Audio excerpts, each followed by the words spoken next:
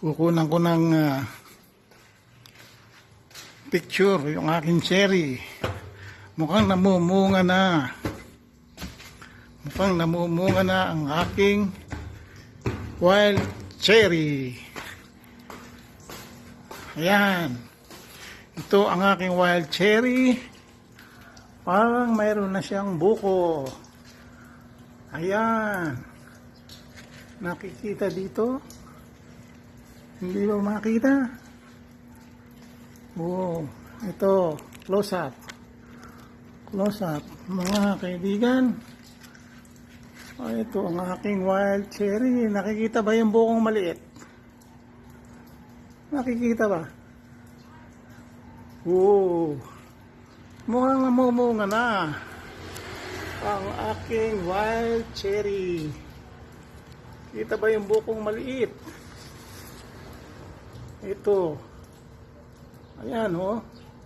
Mukhang buko na yan. Namumulak. Parang bulaklak na eh. Ayan. Ayan, oh. Isa yon. Narito pa ang isa. Parang nagbabadyang mamulaklak. Ha? Isang taon pa lang. Hindi lang maganda rito, matigas ang lupa at maliit ang aking taniman.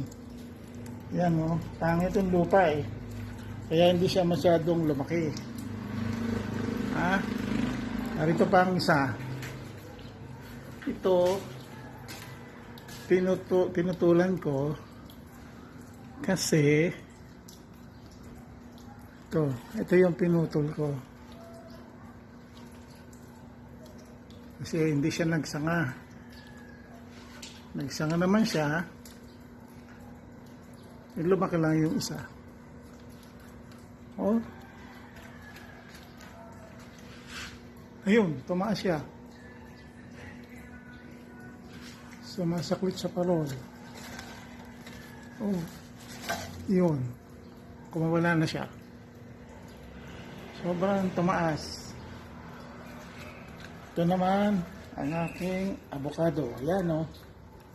Oh. Ito yung sinasabi ko na parang pambakod.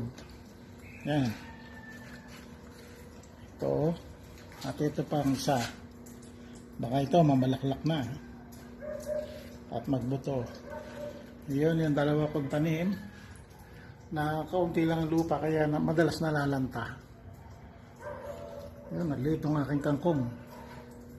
Ito yung aking ginagawang pataba. Balat ng itlog.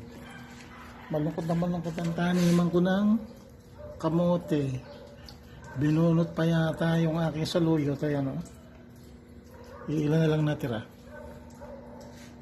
Ayan.